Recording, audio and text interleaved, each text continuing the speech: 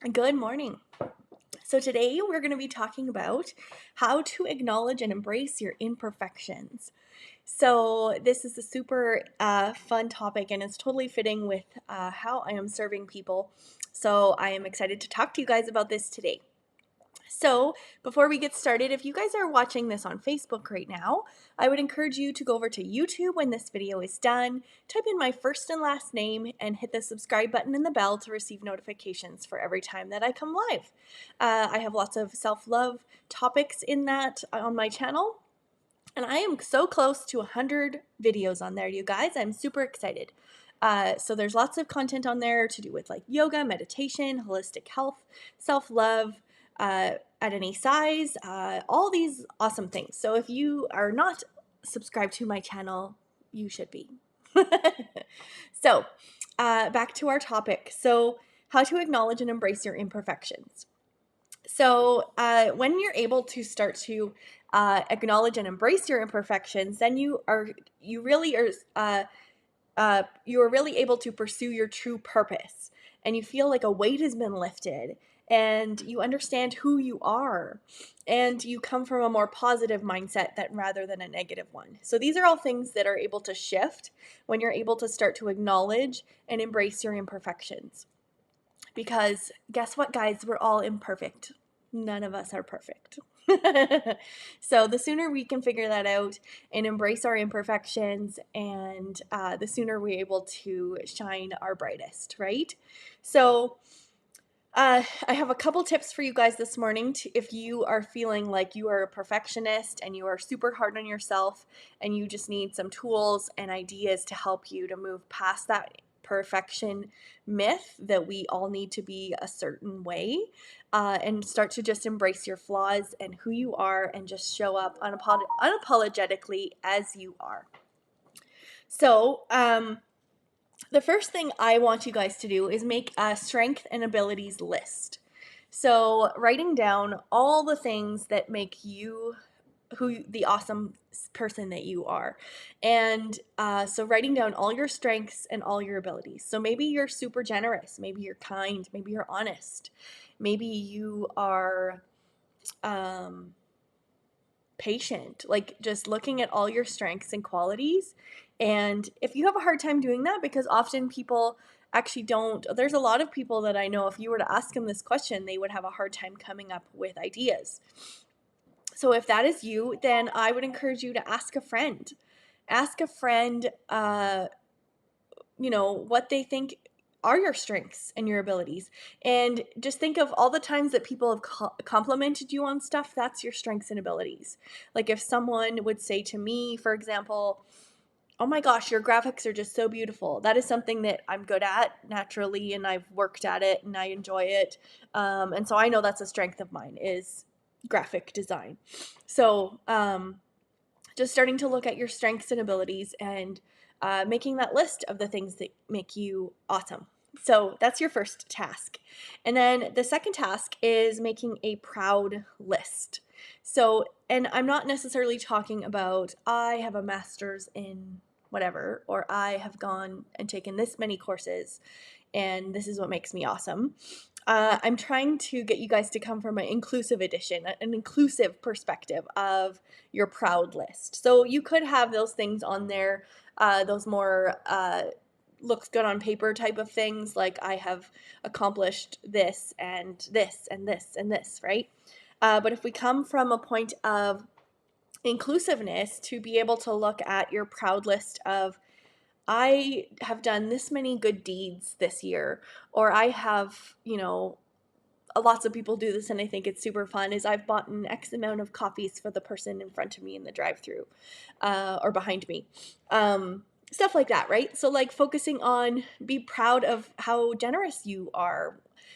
Be proud of brave moments that you've had where you've either stepped out of comfort zones, or you have done something that scared you or that you were fearful of and you achieved it, or if you've pushed through a moment of disappointment or heartbreak. And just this kind of allows you to come from a place of uh, knowing that you are just so much more capable than your flaws suggest, right? I should make sure that we're on here. I didn't even go and look on my screen here to see if I can say hi to anybody. I'm going to go on there now. Be proud of brave moments. There's me talking. There we go. Yeah, so then this kind of, when you're able to make that pride list or that proud list, it really helps you to realize that you are capable of so much more than your flaws are. That your flaws don't have to be things that hold you back or things that are downfalls. That we can embrace those things, and that's kind of leading me into the next point. So, same thing. So that is my next point, is for you guys, is to change your perspective. So I want you to write a list. Like, these are so many journal prompts, you guys. So I hope that you want to journal today. So changing your perspective, you could be writing down your top 10 flaws.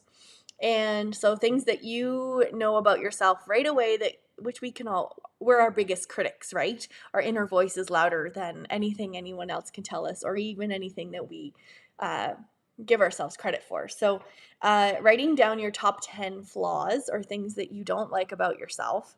But then I want you to switch the dialogue over to a positive one. So for example, there was a long time, and there are still moments that I don't like my belly. And so I could say that I have a big belly is my flaw.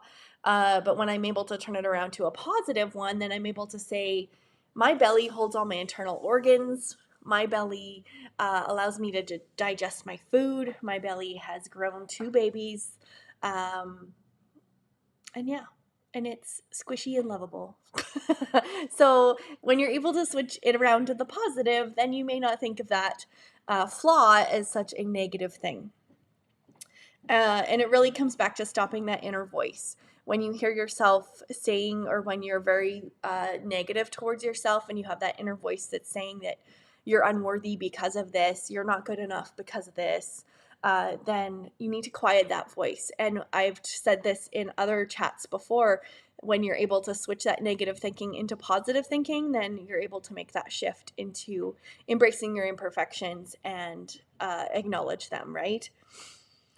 And then this last tip for you guys is one that's super important to me, and it's been part of my journey, is to love it before you improve it. And this is super hard. Not saying it's easy. So really, like in my own journey, I learned this the hard way. I felt unworthy. I felt fat. And fat in a way that I felt bad, like there was something wrong with me because I was fat. I felt unlovable. I felt, all these emotions about myself, and I was so hard on myself. And I believed that the only way that I could improve that is to lose weight. And that was the only answer. And so I did. I'm like, okay, I'll do this. So I lost 80 pounds at one point, and that made me realize that I got to the end of that journey and I didn't reach my goal weight, and I was just as miserable. I felt about the same about my body. I hated it just as much as I did being heavier. It didn't change my mind. My mind is the thing that needed to be changed, because I can look back on even being a young girl. I had that negative mindset towards my body, even though the image I had put in my head was not the image that was in the mirror. And so my mind kind of morphed the way that I saw my body, and it wasn't good, right? So that's when I started to go on an inward journey of being able to start to love my body before I improved it. So when you're able to accept your body the way it is, that kind of helps you before you can make a significant improvement or change in your body. And like an example of this would be if you let's say, for example, that you had a job that you had applied for and you didn't get it. You could automatically go to, I'm stupid, I'm bad at interviews, I suck, I'm never going to get a job. So that's your negative mindset and your inner voice telling you that you suck, right?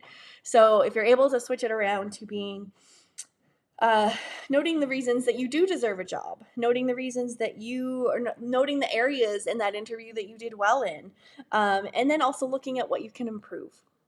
And this goes to any kind of situation.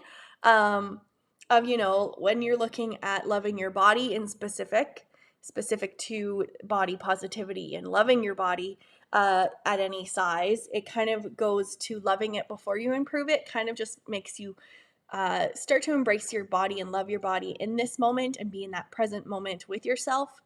Not to say that you don't want to nourish your body with better food, not to say that you don't want to move your body more, because it actually makes your body feel really good when you move it.